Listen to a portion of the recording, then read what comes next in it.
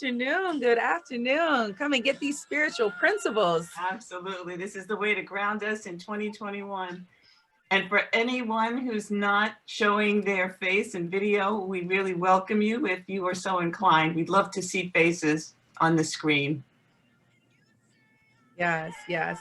And if you can't show your face, that's fine too. You can listen in, but this will be a participatory experience. So we will be inviting you to share your thoughts as we go through A Course in Miracles and discussing the beginning of our 3-part series that we're doing on A Course in Miracles for January, February, and March.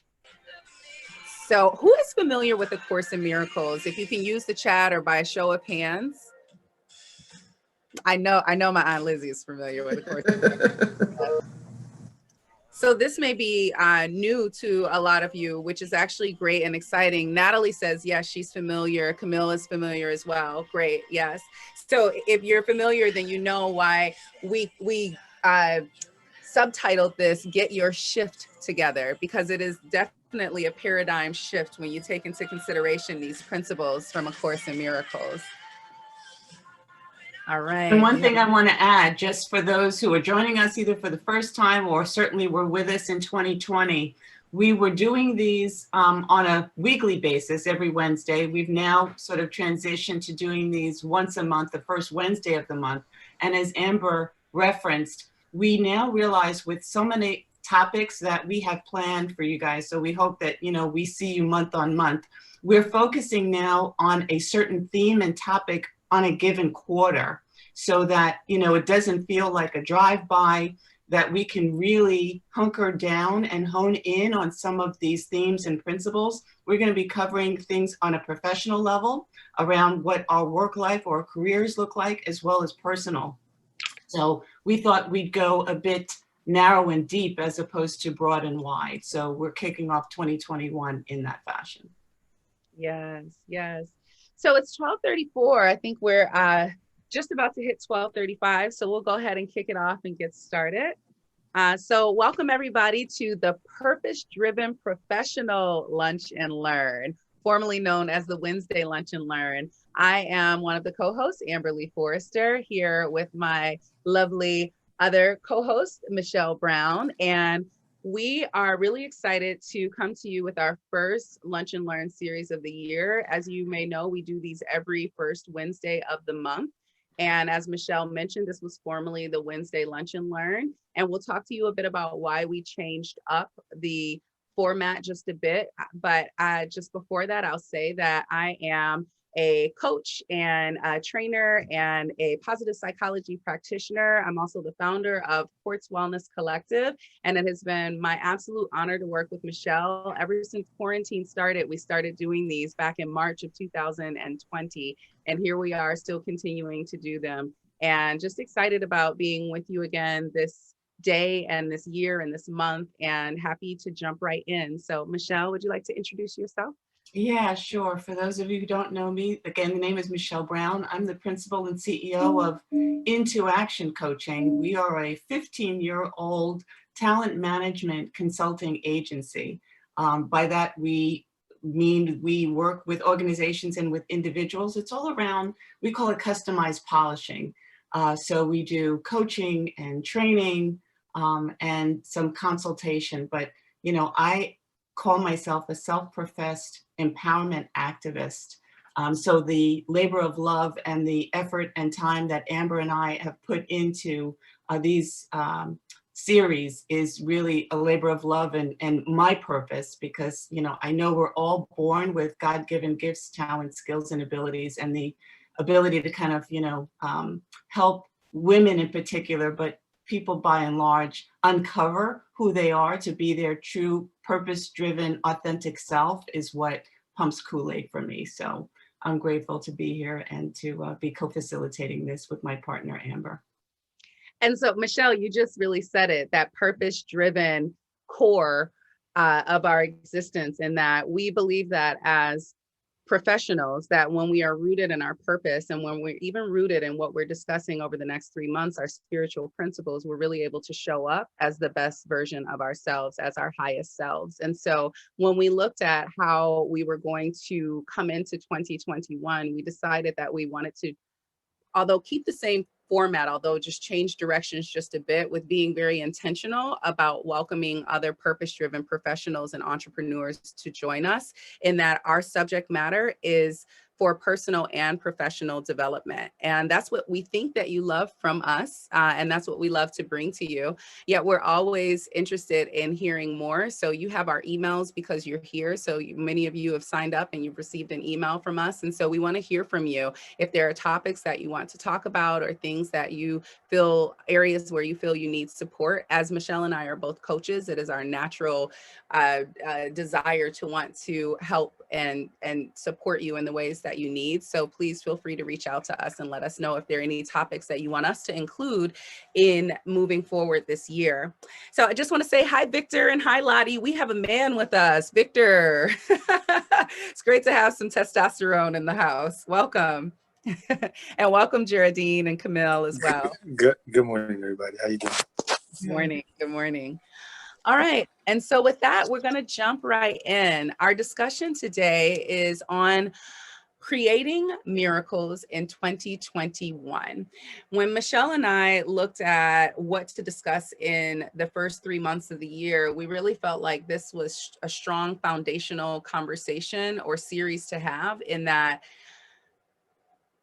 miracles, which is what it feels like we need right now coming out of 2020, right, are something that we have the power to create. And oftentimes it's the question of how. So there's been a lot of discussion, or at least I've seen a lot of discussion even online, around like manifestation. And so, and bringing our desires to us. And so we decided that this would be a great series of conversations that we're having. So today we're discussing creating miracles. We'll be discussing improving our relationships, a return to love, which is also a Course in Miracles based. And then we'll be really reeling it all in with Get Your Shift Together, as a focus on implementing, activating our shift in our lives. And that will be in March. So we hope that you'll join us for all 3 of the series.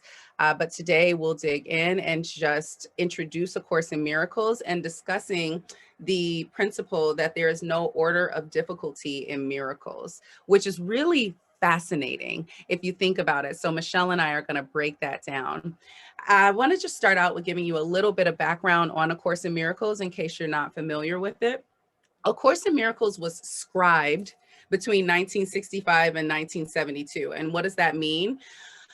The author, Helen Schuckman, she was actually an American clinical psychologist and research psychologist. She was a professor of medical psychology at Columbia University. And she was actually born of Jewish parents and had a spiritual experience in France in her earlier years. And before that, she was atheist for quite some time. And so she's referred to as the reluctant author of A Course in Miracles. And in my opinion, reading about her, I felt, well, gosh, it's a miracle that someone like that could actually write something like this powerful book that we're going to talk about today. But what happened is that she, in her studies, these messages started to come to her, which she later identified as Jesus, the voice of Jesus coming to her and speaking to her these a higher understanding than what she herself had of concepts that are included in the Bible and some spiritual practices and other religions. And so the Course in Miracles is I would say somewhat Christian based, but non-denominational in its existence. And it was not until after her death that it really gained popularity with Marianne Williamson, which a lot of us know, especially after her run for presidency, with Marianne Williamson and her book, A Return to Love, which was featured on Oprah's Super Soul Sundays and Oprah's favorite books. And that's how a lot of the notoriety came around it. I'm actually very familiar with A Course in Miracles because my grandmother used to play it in the car all the time, and we could not listen to anything but A Course in Miracles. And so we're going to talk a bit more about what A Course in Miracles is, but I just want to pause for a moment and pass the mic to Michele to share her experience with A Course in Miracles and the background of it. Yeah. So it's interesting, somewhat dissimilar to Amber. I remember stumbling upon A Course in Miracles. I can't remember. I think it was a friend I was over their house and I saw this blue book on their coffee table, picked it up, and they were talking about how this really began to shift their mindset. So I was intrigued because I was, just starting the journey of spiritual enlightenment and really wanting to kind of uncover, who I was at that fifth dimension. But I do distinctly remember purchasing it at the bookstore and trying to get through even the first lesson. And it was so abstract that my brain just kind of could not absorb it and comprehend what it meant. So for years, I put it back on the shelf. But, as we grow and evolve and our consciousness expands and certain situations call for wanting to seek answers, I remember being drawn to picking it up. And by the time I picked it up, maybe 5 or 6 years later, which was probably 25 years ago, it started to resonate. I also was a member of Unity for quite some time. And what I love about A Course in Miracles, as Amber referenced, it may reference God, but it's not Christian by no stretch of the imagination. It's really speaking to these irrefutable laws of the universe. But what I loved about it is that it just connects with so many other, call it new age philosophies. And, when the teacher is ready, when the student is ready, the teacher shows up. So, since then, I have now made it a practice, and it's part of my daily devotion to kind of get my mind and my thoughts straight and to really kind of help me navigate current situations and circumstances that we are dealing with as human beings or spiritual beings having a human experience. So that's been my intro to A Course in Miracles. So we're really grateful and happy to kind of bring this to you all. You're muted, Amber. It always helps if I unmute before I start talking, right? So the first chapter of A Course in Miracles starts with the quote that there is no order of difficulty in miracles. One is not harder or bigger than another. They are all the same. All expressions of love are maximal. Miracles as such do not matter. The only thing that matters is their source, which is far beyond evaluation. Miracles occur naturally as expressions of love. The real miracle is the love that inspires them. In this sense, everything that comes from love is a miracle. So we want to start there in our discussion and also invite you, if you got the email, if you saw this online, if you read the summary of what we were discussing and you saw that, what came to mind for you, or how does that resonate with you? So I'm directly asking that to you as our participants. So I'll Lead start. with love. Oh, sorry. No, go for it, Victor. Distracting on screen. I was just gonna say what I see, because I kind of read that book. Well, I read the preview of that book a little while back. Because they give you like a cool preview of the book. It's kind of like a breakdown. It's actually pretty good. But the way I look at it is that just lead with your heart. So you lead with love, and if you lead with love, miracles will happen. And that's kind of how I look at it. Like, making good choices, but making the choices with your heart, and and leading with the love. And I think that's how miracles is going to come about. That's how I look at it. That's simple, but It is. Yeah, it sounds simple, but then when we actually apply it, all of these things, this human experience gets in the way, right? And so that's the part of what we're going to talk about as well. But Anika, I just want to invite you to share your comment. You were going to say something. So this is more high level, and thank you for that, Victor. It's like the law of the universe. Most people start with intentions and they do goal setting and they do vision boards. And I make a point of doing that Q4, right? To springboard into 2021.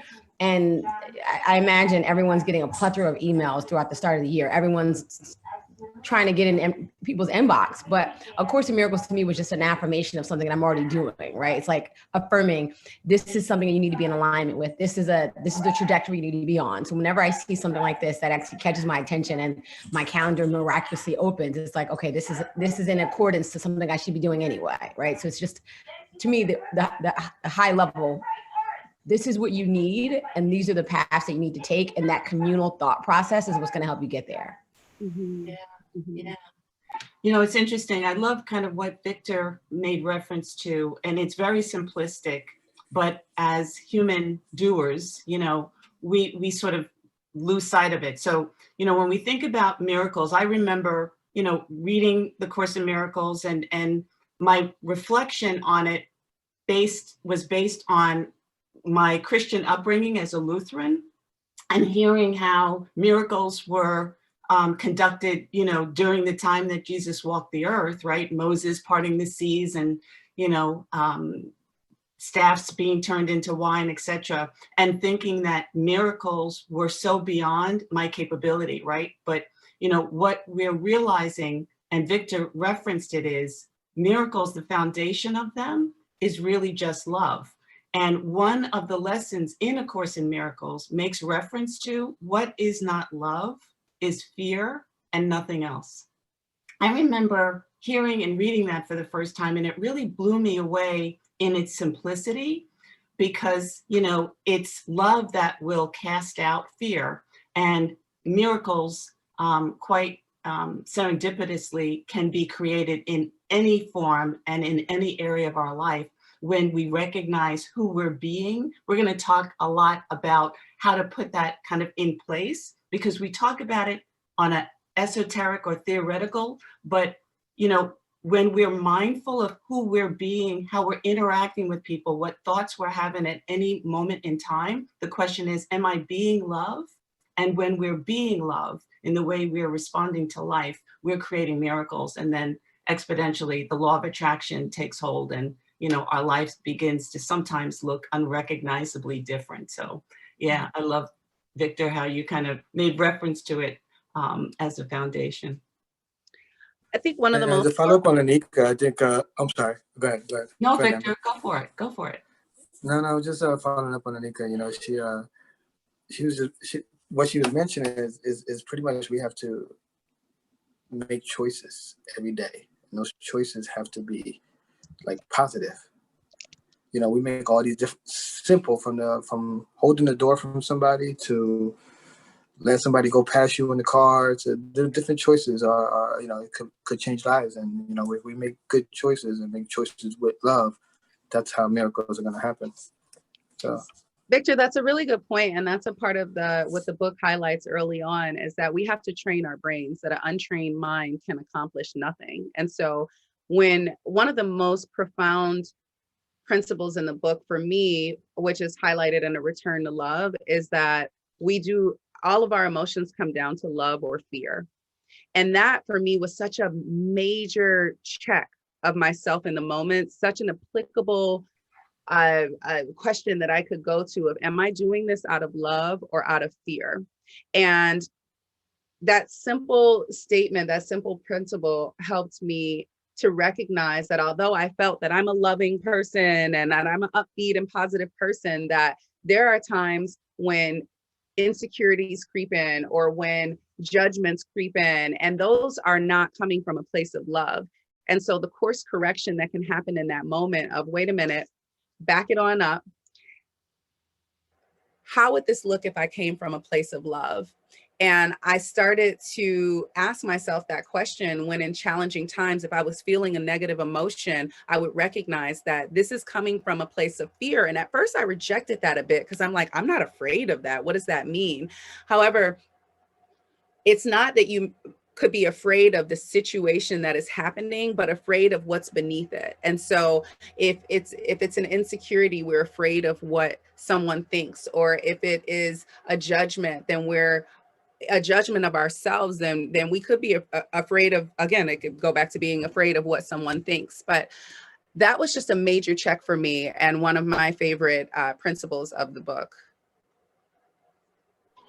If I may, and pardon me for not being on camera, it's Natalie Mckenzie. Hi, everybody. Hi, Natalie. I love the approach. I love the topic. I love what you guys are doing at the top of the year. And A Course in Miracle, I stumbled upon when I did Landmark in the mid-90s. at the same time that I was having my adult Christian journey where I was developing my own Christian walk, aside from what I was raised with. And what I found is, though it is non-Christian in its teaching, the principles are so basic, because what is God if not love? And so if you are operating from a place of love, you're being fueled by God and motivated by God. And as the whole woman, Michele, you kept saying being versus doing. We are human beings. And nowhere is it say we're human doing. And in our self, when we show up as our being, we make allowances for other people's doubting, which means we're no longer judging, and we're thinking of the person from the other side of the table. And I find when I'm afraid, it really is being fueled by insecurity. And what is insecurity if not fear? And like you, Amber, of course I'm not insecure. What do I have to be insecure about? You know, you've received all the appropriate conditioning from childhood to now that says you're fearless, you're this, you're that, you're loved. However, there is always that small voice that, because our society doesn't feed the love in us, our society feeds the judgment and the fear. And so that tends to get a little more space. And as we get older, we become less inclined to operate from our nature, which is love. So I find this to be just a great way to remind us of who we are and why we're here. The only purpose we are here for is to love and support one another. We're the only species that needs each other. And so I think this is so timely. Thank you for doing this. Wonderful share, wonderful share. Thank you. I just want to add, because I remember just with what you said, Natalie, about, human being. And one of my best friends, Jackie, and I, who are on this journey, like so many of us on this call today, the one thing that anchors me in the moment, because not only is it tied into, ontological studies, which is what Landmark speaks to, law of attraction, emotional intelligence, right? Is Jackie and I often remind each other that when we are outside of love, judging, feeling fear, or doing anything that is unfavorable, I ask myself, who am I being? Who am I being? And it immediately resonates and registers. Am I being manipulative? Am I being controlling? It anchors us to a particular behavior that we can then sort of check ourselves, because it can then help us shift to getting back on, hang on, let me be kind, let me be accepting.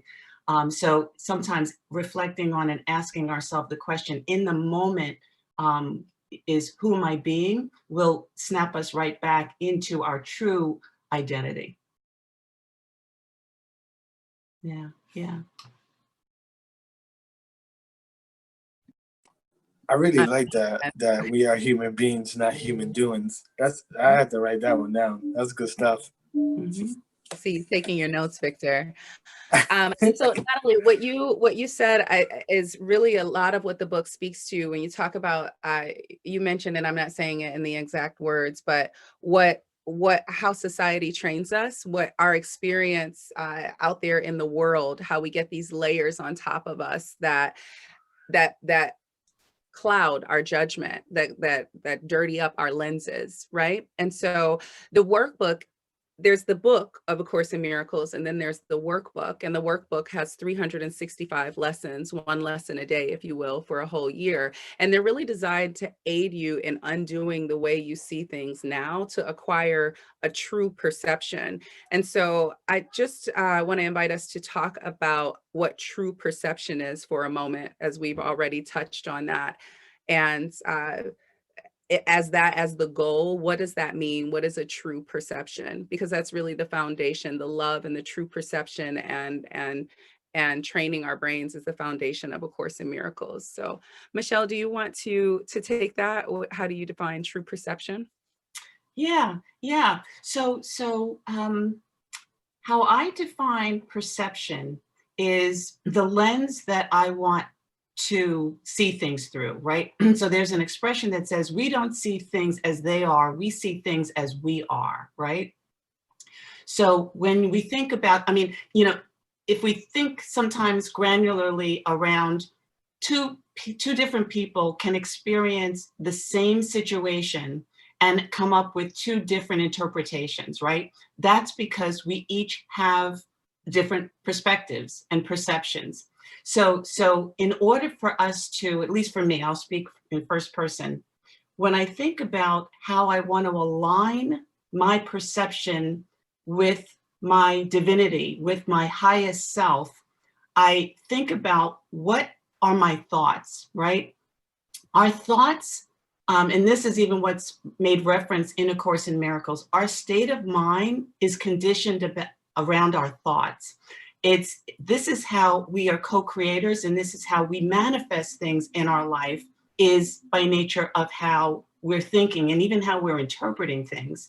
So you know, I'll give you an example, and I do this in a lot of my leadership trainings.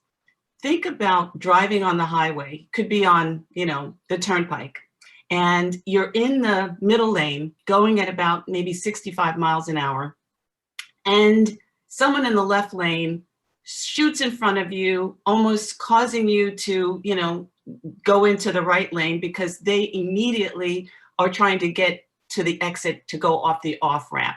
Now, oftentimes when something like that happens, our immediate thought is that person is irresponsible, and, you know, depending upon what our level of anger management is, we could either, you know, want to flip them the bird, or we just start screaming, you know, superlatives in our own car, because the thought and the perception we have about that action and that person is they're irresponsible, they're driving too fast, they're putting themselves and others in harm's way. Well, that is purely a perception. It's not reality, because we don't know whether that person just got a call from their significant other saying, meet me at the emergency room because our 3-year-old just got hit by a car, right? So our thoughts not only condition our emotional state, but it also can create our situation, because if we don't examine an unfavorable thought, using the example of being cut off and, you know, not having to make a shift that person is not irresponsible or an AH, if that's what we want to reference them, we could go on our day, get to work, be completely irritable, and begin to have it steamroll, because we're now taking that thought and it's growing and now spreading, and we're now contaminating other relationships and other interactions, not to mention, you know, the outcome of our day. So I say that to say that our perception of things is so important, that we become aware of what our thoughts are telling us, that we second guess and question the validity of our thoughts, especially if they're unfavorable, because they're not true. And yeah, that's literally how I take that. The one last thing I want to mention, and then I'll pass the mic, because this stuff is, I love talking about it. The Course in Miracles can really be summed up in reference by nothing real can be threatened and nothing unreal exists, right? They speak to this being the peace of God that passes all understanding. So when we have an unfavorable or negative perception, we are not aligned with peace, right? And that is what, you know, sort of takes us out of Eden, so to speak, in terms of, you know, not allowing our state of love to be the condition upon which we want to, you know, live. So yeah, that's my comment about perception and how I've interpreted that. Yes, yes. And that really speaks to the miracle, and how to create miracles is by changing our thinking. When we change our thinking, we change our life. There's actually a book called Change Your Thinking, Change Your Life. It's a woman author. I can't remember the name of the author, but it's a really excellent book. And And that is what the workbook, the Course in Miracles workbook, is designed to do, to help you change your thinking. And the first, Michele, if we can, I want to just give reference to a couple of the first lessons in A Course in Miracles. So I have my Course in Miracles book here. This is the one that we recommend if you want to check this out. And I'm also going to share in the link the website. It's A Course in Miracles Now, that helps to break down and has discussions around the book. But some of the first lessons, the first lesson is nothing I see means anything. Nothing I see means anything. And so they're starting out with this concept of we have meaning-making brains as human beings. We assign meaning to things so that we can categorize it, so that we can know how to deal with it without thinking about it too much, to free up our mental space to focus on other things. You know me in positive psychology, so I'm always going to give you the science side of things as well.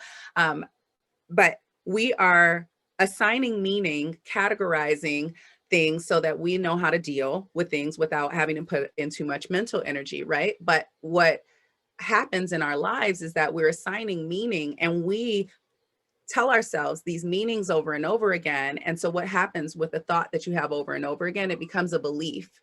And so those beliefs are what guide us and what lead our habits and our actions. And so our world is actually built on our beliefs. But the book is presenting us to the concept that nothing I see means anything, because really I've put the meaning in my experience onto what I'm seeing.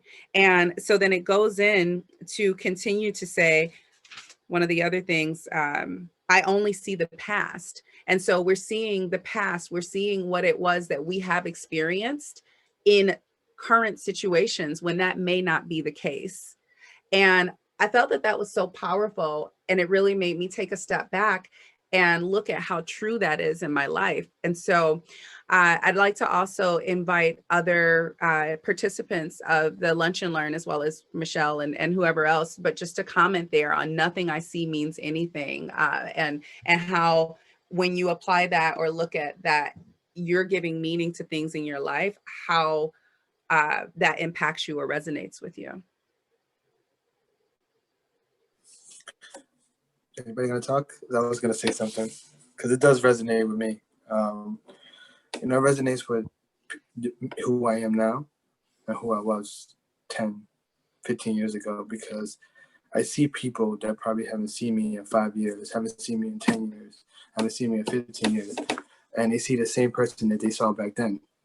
Everything, every aspect of me is who I was then, not who I am now. And I noticed that I could just, because I could tell you this, I'm probably not the same person I was 5 years ago. 5 minutes for that matter. Exactly. You know that? After I said this call, I'm gonna be a better person because I got some notes over here, But not seriously, like people really see, a lot of things that they maybe saw or heard before, but they don't really know. So that seeing means anything, Nothing I see means anything, because it's based on what that moment is, and not about your experience and your whatever you're projecting. It's usually what you're projecting. So you got to project positive. You have to project love. If you project love, then love will reciprocate, right? I'm going to say it's always what you're projecting, because that's our level of attraction. What we're projecting is it's at the core of what we're manifesting and what we're attracting into our lives. Oh, Michele, I think you're muted. I'm talking away. So we want to pose the question, kind of bouncing off of what Amber was referencing. When we hear that first lesson, nothing that I see means anything. What comes up? What comes up for any of you when you sort of ponder that phrase?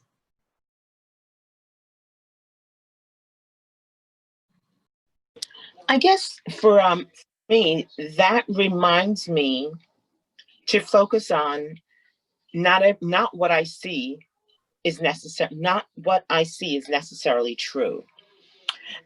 Because as we have already established, what we see is just a matter of our perception. And we're looking through our lens of experience. And depending on how evolved you are, some of us are not have not yet recognized that most of our perceptions have somewhat debased us from being our best selves. And if you're not mindful of that, you can meet 5 people in a row and determine that each person is not nice because your best person isn't showing up. So you are reflecting the worst of them versus the best of you showing up, which is attracting the best of them. And so that's what I think of then. I'm very mindful that if I meet someone that, or I have an exchange that rubs me the wrong way, I usually pause and say, wait a minute. What judgment have I brought to the table? And what negativity in me is showing up that is attracting such a negative response? And so I always start with, what am I doing? Attract such a response. And sometimes it's nothing, sometimes, but I always start with me. Did my best self show up? And did the judgmental love in me show up to attract that person, to trust that my intent in communicating with them is that of love and kindness? Love that, Natalie, because you're choosing to be, instead of being the victim, you're being the creator. And we, in each moment, have the opportunity to either be a victim or a creator. And when we choose not to be the victim and be the creator, we look at what can we do differently. Even though if we look at the 4 agreements, which we talked about a few months ago, not to take things personally, we still can create the world that we want to see. We can create the experiences that we want to have by tapping into ourselves and not being victims of situations by just saying, those 5 people I met, they don't like me, they this, and judging them and throwing these judgments out without going with it, instead of going within and looking at how you can create the energy, how you can be the thermostat and not the thermometer in a situation. Yeah. Jamie, was there something you were about to share? No? Okay. Got it.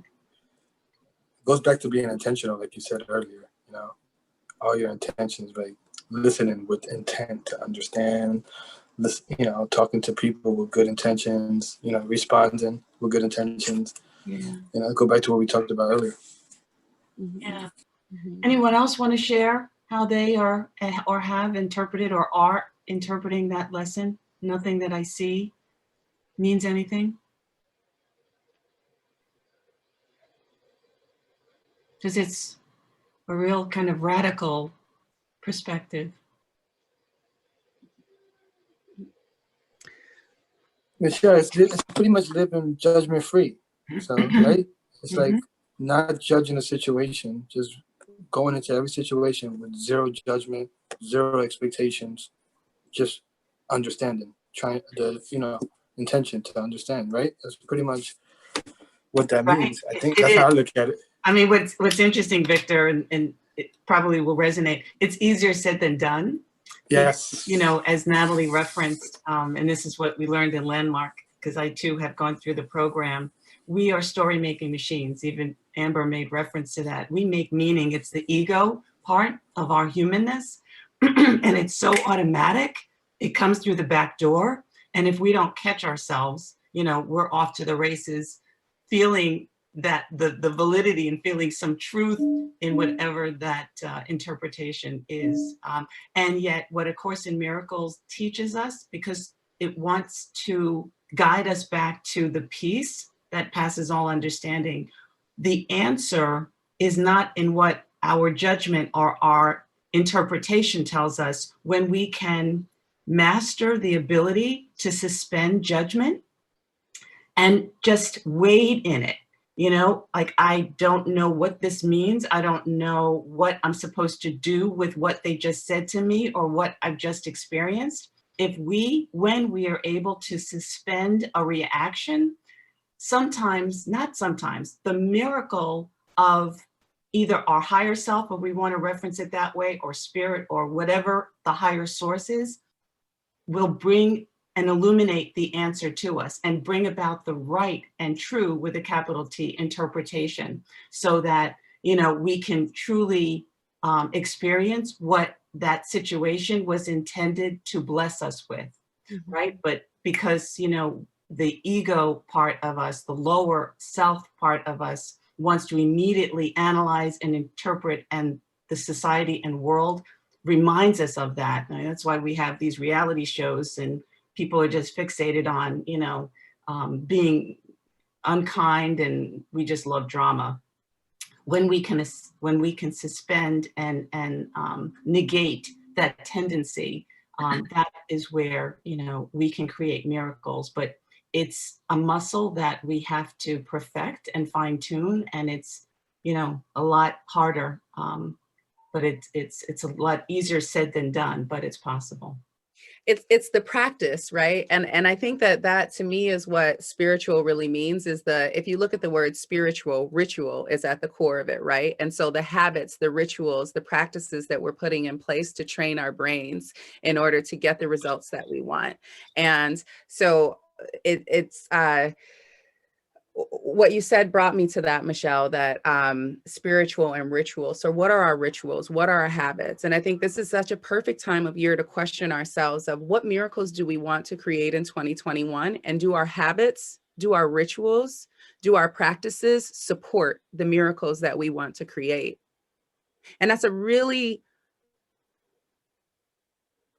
tough question sometimes to ask ourselves, or to even bring awareness around, because the natural answer would be to say yes, right? But if you really sit with yourself and reflect and look at the things that you want to accomplish, and then look at some of those habits, there's some of the things that we can eliminate. Reality television was one thing that you mentioned, Michele, right? And so when we have our free time, are we taking our free time and putting the positive things into our thoughts so that we're training our brains? Or are we going, oh, I just want mindless television, and overloading on mindless television? And not to say that there's any issue with mindless television. However, when we're watching it a lot, when we're not doing it in balance, when we're taking in too much of it, it's getting into our subconscious. And what we know about habits, especially from psychology, is that 95% of our actions are governed by our subconscious. We're only consciously making decisions about 5% of the time, unless we're highly intentional. So, my aunt, I see my aunt and my mom on here, and it just warms my heart. It makes me so happy. So hi, Aunt Lizzie, and hi, Mom. I love Liz. Yeah, I was hoping that you were going to reference. And Liz, please speak up. I love what you put in the chat.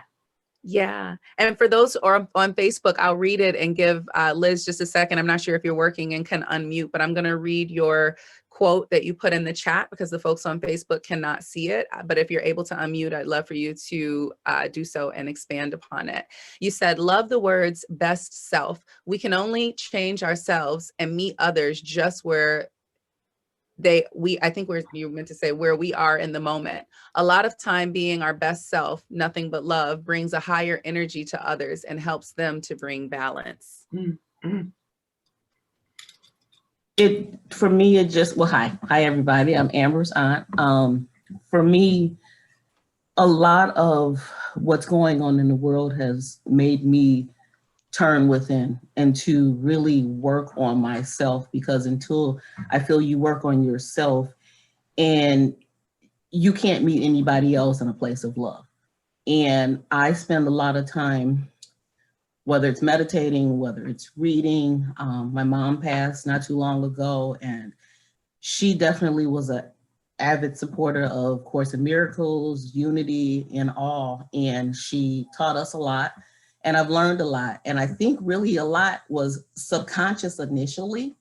And at times when she might have talked to us, I don't think I was ready to really listen, but it sunk into my subconscious. And now that she's gone, I feel it coming into my conscious, and I feel myself practicing it more. And it's all within me. And then when I am ready, and when I turn myself to talk to others or to communicate, if they're coming with me kind of sideways, or, you know, I'm in the car kind of thing, I do stop.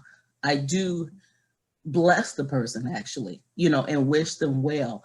And it really all begins with love. So I'm really happy that Amber and Michele are doing this series, because it is just right on time for me. And I know it's right on time for a lot of people out there.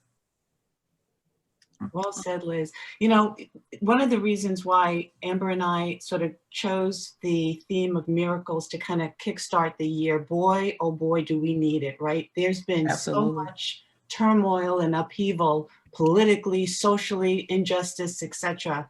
And you know, what we want to do, I mean, you know, my mission is I want to heal the planet. You know, I have taken it upon myself in my own way, with hopefully being a catalyst. And this is certainly the work that Amber and I are doing together. All it takes is one healthy person in a dynamic to create a miracle. And that's why what you said, Liz, so resonates, because oftentimes in society, or, you know, in interpersonal relationships, we kind of feel like, well, it's got to be mutual and it's got to be at the same time. Well, you know, if you're going to treat me with kindness, then I'll reciprocate. But no, all it takes is someone bringing their best self and can, maybe it's not in the moment, because it all depends on the readiness or the conscious level that the other person may be at.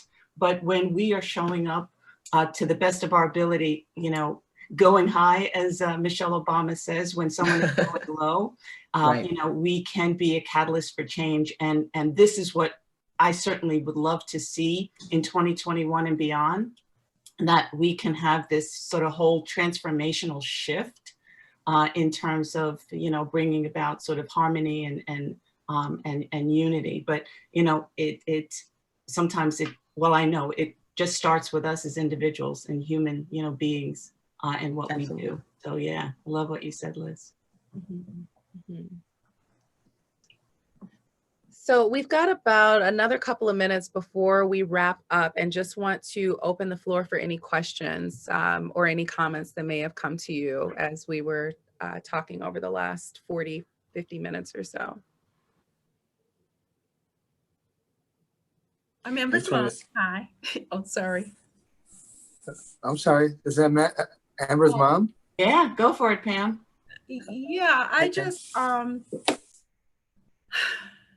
you know, my sister mentioned that the fact that we lost our mother, and there's just been so much that has been revealed just with her passing, and how deep my mom truly was. So I took it upon myself to inherit her Course in Miracles books. So that is my 2021 morning read and meditation. And so this I was just amazed. I had no idea Amber was doing this. But what has really struck me so far in the few pages that I've read in the text and in the course itself, I mean in the workbook and the course, is that miracles are an entry point. They are not in and of themselves I won't say the goal, but you know, where we're going. You know, where we're going is the actual direct revelation between source and the oneness that we all are. And you know, you look at the term miracles always struck me as, you know, a thing in and of itself, you know, but miracles are those sort of connections between us as beings that have been, you know, placed here by our Creator. But the ultimate of that connection is that oneness that connects us all with our Creator. And I just thought, you know, wow. Like I said, so far, I feel that the timing of so many things is a miracle in and of itself. This course and this discussion is a miracle, because it's something that is connecting us all in thought and in spirit and in love. And that's truly the goal. But ultimately, it's preparing us for that connection with the creative force that is why we're here. Yeah. I mean, for that, I think that is that happening doesn't surprise me either, because that's the tuning in. And what you've trained me to do over the years, and Granny and what I was raised to do, was to take that time and tune in. And I had abandoned the practice of of tuning in the mornings. I got up, I have 2 kids, I have work, I get busy, and I'm like, I'm too busy to take the time to meditate. But I really, like my mother, I've seen her for years get up and she goes in her chair in her room and she opens her books and she reads and she takes the time every single morning to do that.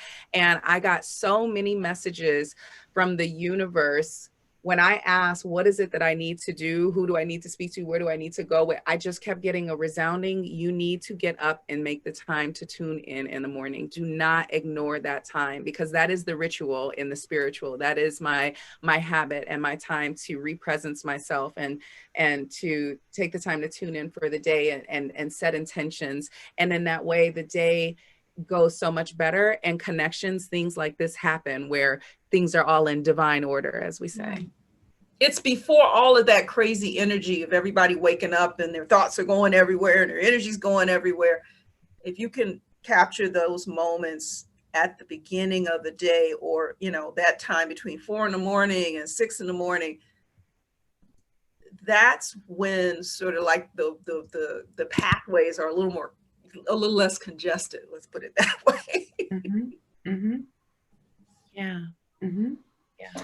Yeah. So I know we've just got a couple of minutes before we conclude. So, you know, because we are making this a 3-part series, what we want to invite you all to do is, with what you heard, gleaned or learned from today's conversation, is to set the intention to literally determine for yourself, what or how do I intend to apply this in my personal or my professional life, right?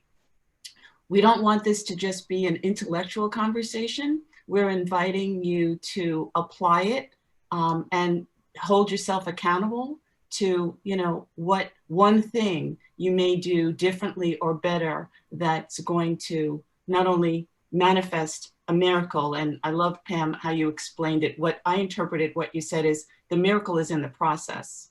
It's not the outcome necessarily, it's the transformative process. So yeah, we just, you know, want to put that call to action out. And at the February, that event is, our next webinar will be February 3rd. And our topic there is, I'm looking at it, improving our relationships. Is that what we're, sort of a return to love? It's excerpts from Marianne Williamson's book, but it's, you know, looking at A Course in Miracles per se, and a return to love, but within the dynamic and context of our relationship. So, you know, we invite you to register for that, and come to that call with what, you know, action you have taken from today's conversation, because we want there to be a bit of continuity and some solid momentum. Yeah. Yeah.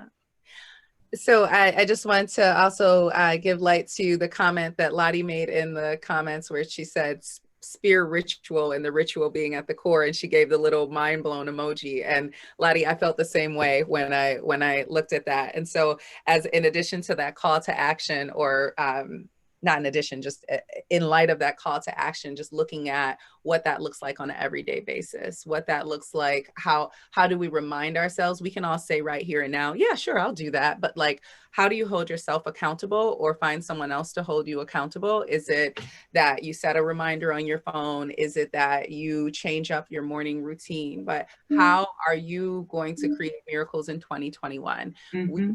We titled this Creating Miracles in 2021, but really when you change your thoughts, you change your life, and that's up to you, right? And so we turn that question around to you, and with what we've said, and with what you know, and with what you feel is right for you right now, what miracles are you going to create this year?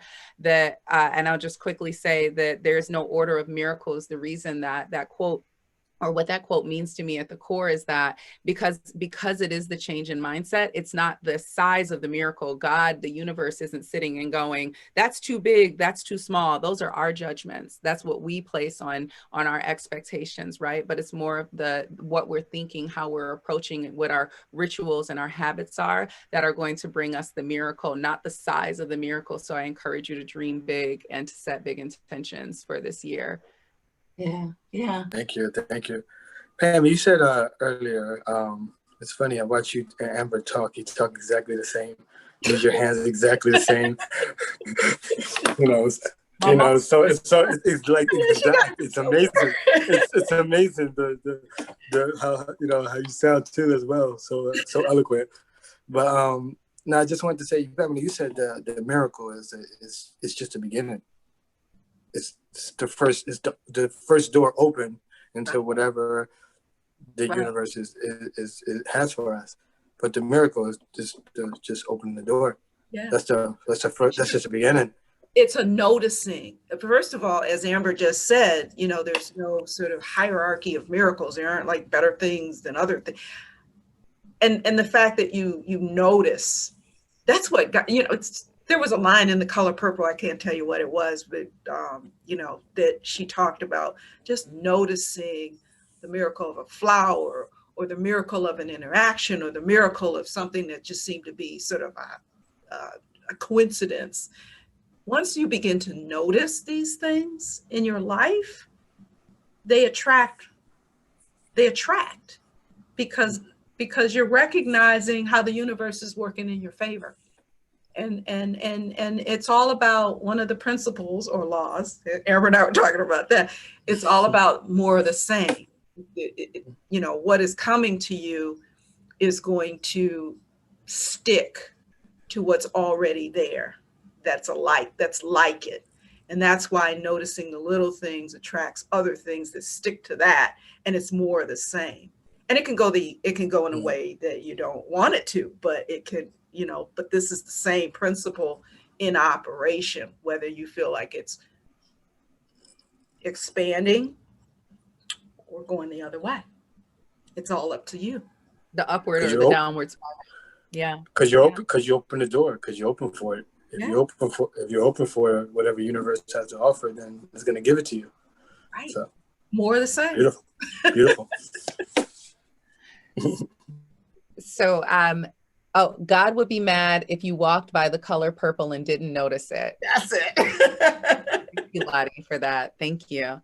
So we're just about to hit 1:30. This has been a really heartfelt discussion. I just feel very grateful to have had this conversation. We told you in the email and in the promotion of this that we were giving you spiritual principles for your personal and professional development. And so we hope you see how this was relevant to not just your personal, but also your professional life and the goals and the miracles that you're looking to create in 2021. And so we are here. You know where to get in touch with us, but we invite you to search our names: Amber Lee Forrester, Michele Brown, Quartz Wellness Collective, Into Action Coaching. We are on LinkedIn. We're on Facebook, and we are on Instagram at Quartz Wellness, at The Flow Coach for me.